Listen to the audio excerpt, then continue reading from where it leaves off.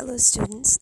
This is the second lecture of this series from the course of environmental biology.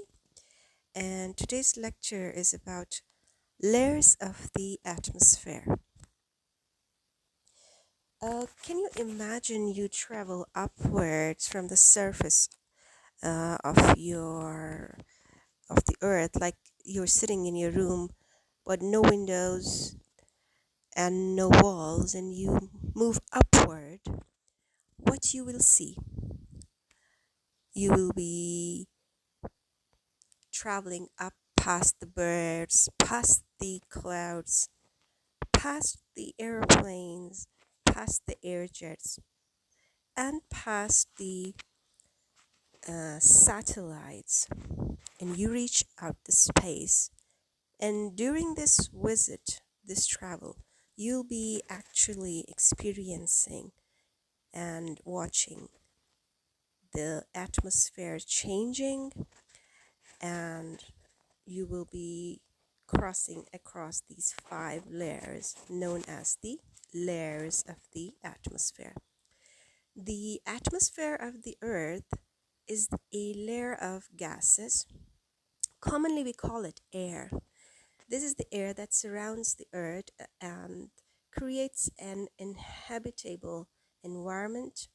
So, this is a living um, layer of the atmosphere, or this is the layer that makes the life possible because it maintains our temperature, it causes weather, and protects its inhabitants from solar radiations.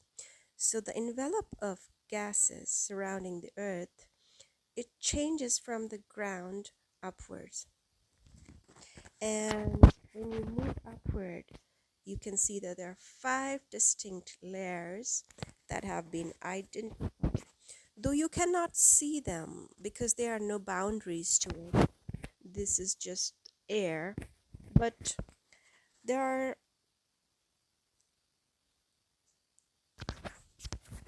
so there are actually um, five layers of gases that surrounds the earth, and the outermost, which is the farthest from the earth's surface, is exosphere.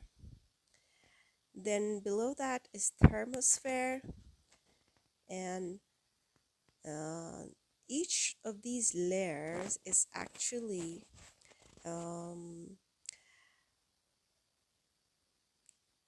like interrupted by some pauses, like thermosphere and exosphere has a layer in between. We can name this as thermal pause.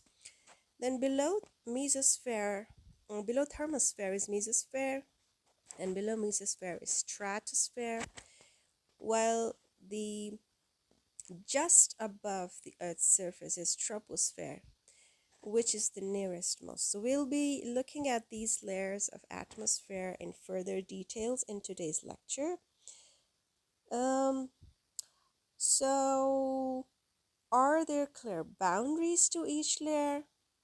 Can you see them? Is it visible? Um, the answer is no. They don't have any boundaries which are visible, but there are certain characteristics due to which the physical characteristics on the basis of which you demarcate these layers. These are the thermal characteristics or temperature changes in these layers. Also, the composition of gases or their chemical compositions and their density. Like some of the layers nearest to the earth might be denser than the layers above it.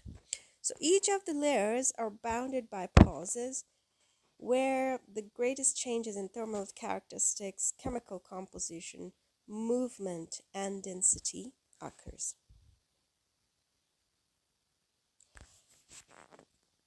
So we dis- like demarcate these layers on the basis of temperature. So first of all, let's see how their temperature is different from one another. So as I told you earlier, the troposphere is the one which is nearest most to the Earth's surface, and its temperature ranges from 62 degrees Fahrenheit or 17 degrees Celsius, which is nearest to the Earth. And as you move upward towards the sky or towards the atmosphere, this temperature drops down to minus 51 degrees Celsius or minus 60 degrees Fahrenheit near the top. Now, you know that stratosphere is the next layer after the troposphere. So the temperature of the lowermost point at the stratosphere will be equal to the highest point of the troposphere. Like it will start from the minus 60 degree Fahrenheit or and minus 51 degrees Celsius near the tropopause to 5 degrees Fahrenheit and minus 15 degrees Celsius near the next layer. So you can see the troposphere, the temperature was higher near the base, near the ground level or the surface of the earth. While you move upward, this temperature drops down to minus 51 degrees Celsius. But in case of stratosphere, it starts with a colder temperature of minus 51 degrees Celsius.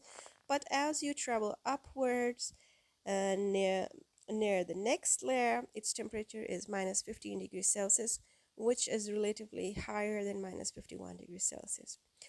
So after the mesosphere, there's the stratosphere. The next layer is mesosphere, and the temperature ranges from 5 degrees Fahrenheit to minus 148 degree Fahrenheit, or you can see that it starts with a higher temperature of minus 15 degrees Celsius, but as you travel upward or you ascend up the layer, its temperature keeps dropping up to minus 100 degrees Celsius. So you can say that mesosphere is actually very, very cold layer in the atmosphere. So you see the temperature is very, very different in each of these three lower layers of the atmosphere. So they're distinct from one another in this case. This is just an example, like temperature is just an example of letting you know how these layers have been, the atmospheres, how and why atmosphere is actually divided into these distinct 5 layers. So temperature is one basis, and you can see that in each layer, like in troposphere, there is a different temperature than stratosphere, and stratosphere's temperature is definitely different from mesosphere and troposphere. Next, there is thermosphere above the mesosphere, and the temperature in this layer depends on the solar activity and can get as hot as 930 degrees Celsius or 930 degrees Fahrenheit or 500 degrees Celsius, and as high as up to 3600 degrees Fahrenheit or 2000 degrees Celsius near the upper thermosphere. So the layer below this was mesosphere, which is minus 100 degrees Celsius, while this layer is very, very hot and its temperature ranges between 500 degrees Celsius to 2000 degrees Celsius. So there is clear distinction of temperatures between all the 4 layers that we discussed until now. So the highest most layer of the atmosphere, which is just below the outer space, is exosphere, and this layer has considerable cosmic radiations that it is very near to the sun in the sense that it is away from the surface of the earth, which means the particles in the exospheres are full of kinetic energy, and they may reach temperatures up to 1800 degree Fahrenheit or 980 degrees Celsius. However, since this layer is practically a vacuum and it has very few atoms and molecules in it. The stored kinetic energy rarely gets converted to thermal or heat energy. So this layer of exosphere, because it has just inert gases of hydrogen and helium in it, its temperature almost stays close to absolute zero. The temperatures in your household refrigerators, the freezers in your household refrigerators has a temperature of zero, which is a freezing temperature. So just above the hot layer of thermosphere, there is this absolute 0 degrees Celsius layer of exosphere. So this is the temperature profile for the lower layers of the atmosphere. You can see how this yellow arrow line is different from when it's starting from troposphere. The temperature is starting from 0 going up to um, starting from 17 degrees Celsius and moving up to minus 50, and then is going, the next layer is again heated up. So you can see the temperature is going from minus towards 0 again, and then mesosphere is again very, very cold. So the temperature is again, as you can see, that it is moving in the minus side, and again thermosphere is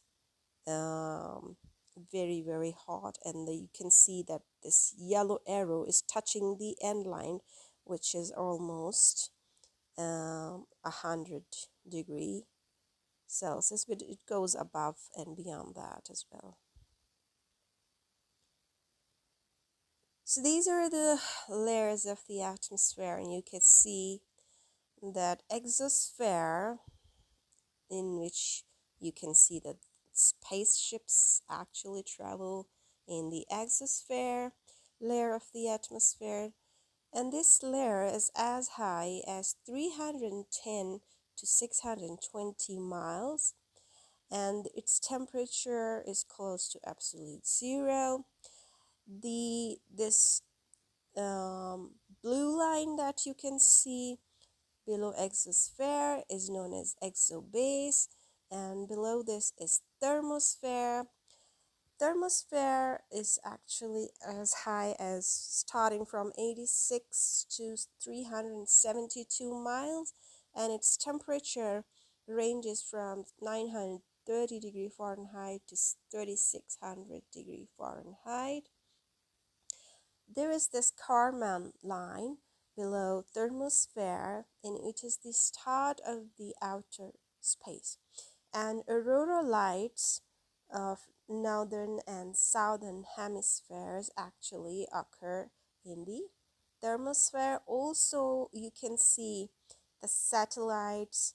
They uh, they are found here in the thermosphere. Below thermosphere, there is mesosphere, which is 32 to 85 miles away from the Earth's surface, and you can see some meteors here. So this is the mesosphere, which is 5 degree to minus 148 degree Fahrenheit, but the meteors actually burn there because it has enough friction over here. Below mesosphere, there is stratosphere, which is 11 to 31 miles away from the Earth's surface, and below this there is a blue line in the lower portion of the stratosphere that you can see. This is the ozone layer, and our airplanes actually mostly travel just above the troposphere in the lower stratosphere, because there is less turbulence for the airplanes. You can see that there are a lot of clouds in the troposphere, and also there's a lot of water vapors and dust particles in the troposphere. So they can cause a lot of turbulence to the airplanes. That is why all airplanes actually travel in the stratosphere and troposphere, which is the lowermost layer of the atmosphere, which is just near starting just from the surface of the earth, and this layer is 0 to 10 miles high, and you can see a hot air balloon, and you can see all the weather like the clouds and the rain happening in the troposphere. So now let's take a close look at each of these layers in details. So as you can see that troposphere is the closest most to the Earth's surface. So this is the lowermost layer of the atmosphere, and this is all. This is where all the life actually happens, because we live here, the plants live here. And the troposphere is actually the lowermost layer of the atmosphere, and it is where we live. It extends up to 5 to 10 miles as you move upward from the Earth's surface in a straight line. So up to 10 miles, or you can convert it into kilometer. It is 8 to 15 kilometers above the Earth's surface. It will start actually from 0, and it will go as high as 15 kilometer above the Earth's surface. So this layer is actually the densest layer of the atmosphere, and more than half of the volume of the total air actually resides in the troposphere. So more than half the volume of the total air is found in the troposphere. This means that all the weather that we experience occurs at this level, as clouds are formed here. In the troposphere, the temperature falls as we get higher up and is the lowest at the tropopause that acts as the boundary between this layer and the next layer. This is where the Earth's jet stream is found. It is a narrow, fast winding air current is found over here.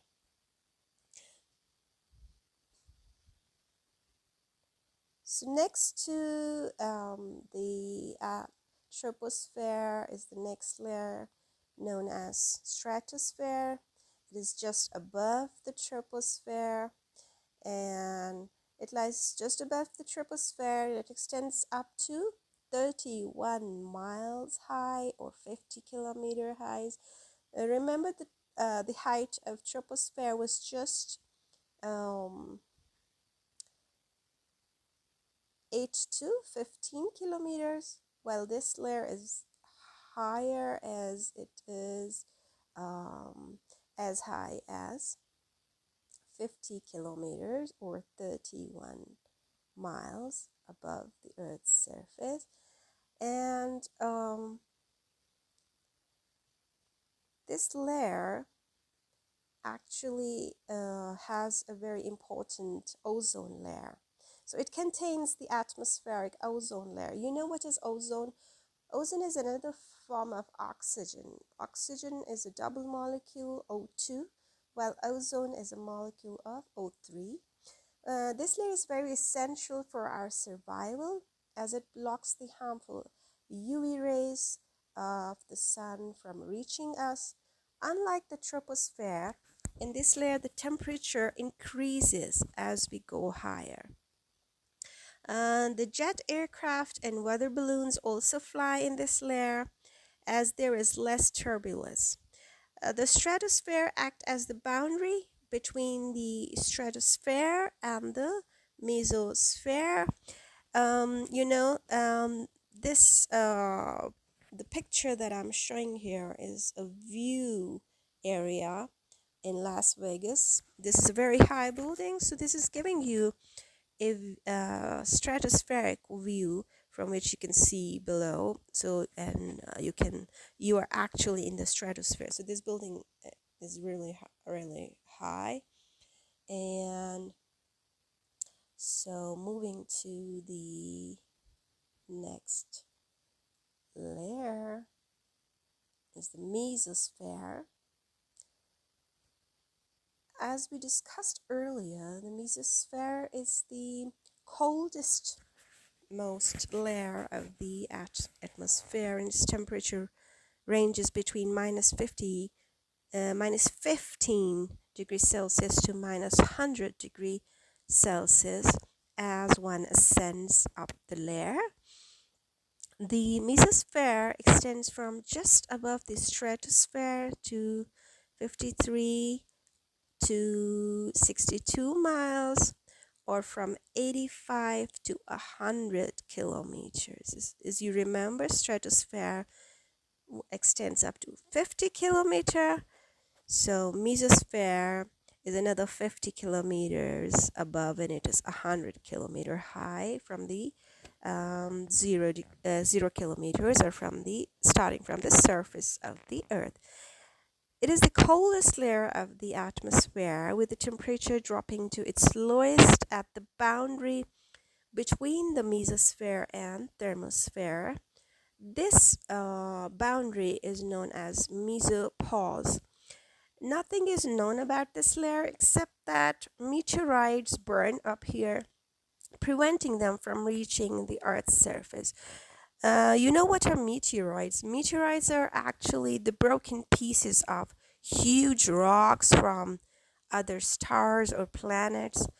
So when the planets or the stars die and or they break, some of some of their huge rocks travel in our atmosphere, and thanks to mesosphere, that it burns them up in the mesosphere, and you can see them as these shooting stars, because you can see that there's a huge rock and there's a smoke and flame behind it. So this shooting star, if it reaches us or the Earth, it can cause a huge amount of disaster for humans, for our infrastructures. It can kill people, it can kill plants. So thanks to the mesosphere, that it stops the meteorites from reaching to the Earth's surface. Um, so the meteorites are actually burned here, and it is very useful in the sense that it is not reaching us, it's preventing them from reaching us actually. So the next layer after the mesosphere is thermosphere, and you already know that this layer is very hot, as its temperature is as high, starting from 500 degrees Celsius and reaching as high as 2000 degrees Celsius, which is of course not habitable for the human beings or any other life form. I think even the bacteria from the hot springs won't be able to survive in this layer, because this temperature is really very high.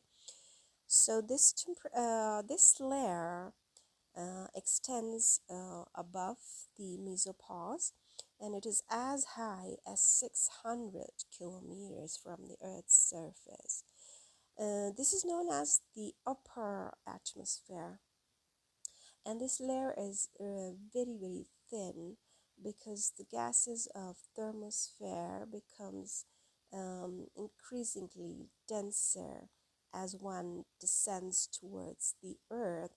Means if you move upward, the gases becomes thinner and thinner. So this layer extends up to 600 kilometer height from the Earth's surface. It is the hottest layer of the atmosphere, but the density of the air is very low, and high temperature cannot be felt at all, because there are not enough air to conduct this heat. Most of the thermosphere is actually considered part of the outer space due to its low air density. So you can see that this is the layer where the weather stations or satellites are floating in the air, and the thermosphere is actually the layer where the aurora borealis and aurora australis occur. They are caused by collision between the charged particles from space and some of the air molecules that are in the thermosphere. And this collision can be seen as spectacular displays of light in the sky near the northern and southern poles, respectively. Um, so these two types of lights, um, these lights, some are purple, green, blue, and very beautiful aurora lights. These lights actually happen in the thermosphere because of the collision of the charged particles from the space and the particles of the air. So what is the aurora australis? The aurora australis, also known as the southern lights, occur in the southern hemisphere, primarily around the Antarctic Circle. It can be seen in countries such as Australia, New Zealand, Antarctica, and parts of the southern South America. The southern lights have the exact underlying cause as the northern lights. These are the charged particles from the sun interact with the Earth's magnetic field and atmosphere in the southern hemisphere, creating similar colorful light displays. Next, what is aurora borealis? The aurora borealis, often called the northern light, occur in the northern hemisphere, predominantly in regions near the Arctic Circle. This include countries like Russia, Norway, Sweden, Finland, Iceland, Canada, and Alaska. And if you want to see this particular aurora borealis lights, you can actually observe it in these countries. The northern lights result from the charged particle from the sun, mainly electrons and protons colliding with the Earth's magnetosphere and interacting with gases in the Earth's atmosphere. These collisions produce colorful displays of light, primarily in green, red, and purple hues. So moving back to our main topic of the layers of the atmosphere, we have reached almost the top of the atmosphere, and this is the last layer of the atmosphere, the highest most layer of the atmosphere that we call as exosphere.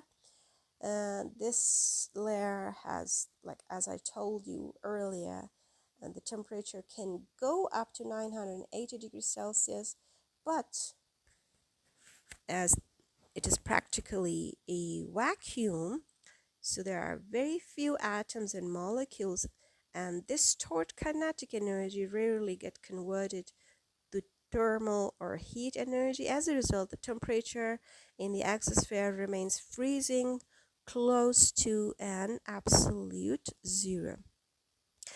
At the bottom of exosphere, a transition layer exists, and it is called as the thermopause.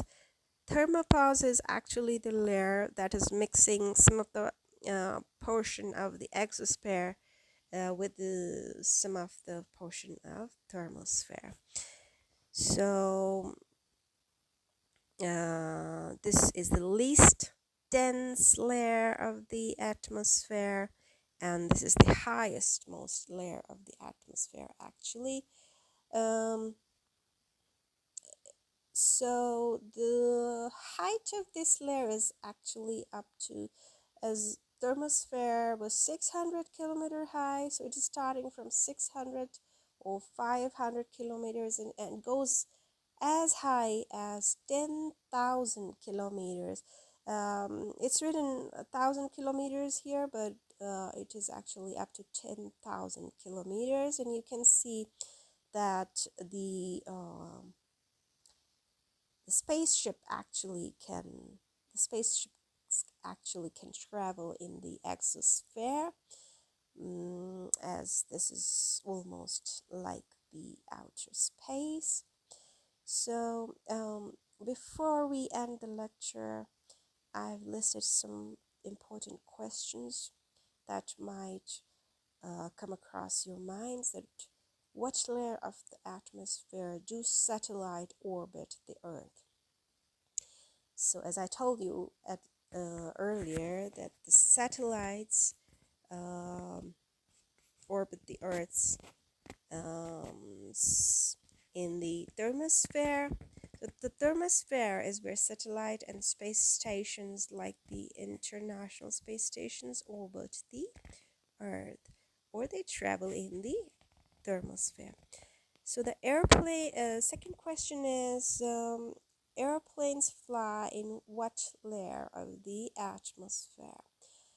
And the answer is that airplanes and other commercial aircrafts fly in the troposphere because there is less turbulence over there. But they do fly in the upper region of troposphere, a little above the clouds, up to and just below the stratosphere, or in the lower region of stratosphere.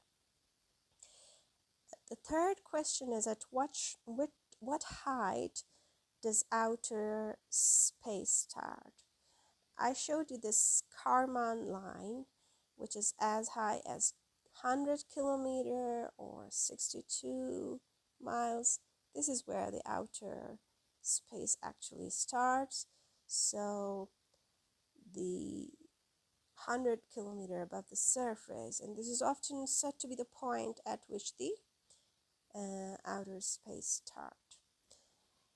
Now, you might have heard about ionosphere, and in the lecture we never said where it is in the atmosphere. So what is the ionosphere and where does it lie in the atmosphere? So the answer to this question is that ionosphere is actually a layer of charged particles or ions that stretches from 48 kilometer above the surface to around 965 kilometer. It stretches over the mesosphere, most of the thermosphere, and some parts of the stratosphere. It is important for radio communications and is responsible for auroras. Its size varies with daytime and nighttime. So the ionosphere is a huge layer. It is starting from stratosphere and it goes as high as thermosphere. So that is all for this lecture, and thank you all for your concentration, and thank you for listening. Bye bye.